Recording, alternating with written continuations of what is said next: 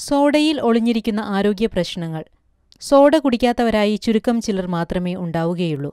ദഹന സംബന്ധമായ പ്രശ്നങ്ങൾക്ക് പരിഹാരം കാണാൻ പലരും ആശ്രയിക്കുന്നത് സോഡയെയാണ്.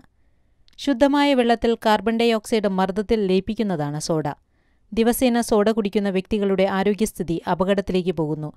ഇത് ചിലപ്പോൾ മരണത്തിൽ കലാശിച്ചേക്കാം. സോഡ കുടിക്കുന്നതിലൂടെ കിഡ്നിയുടെ പ്രവർത്തനം തകരാറിലാകുന്നു.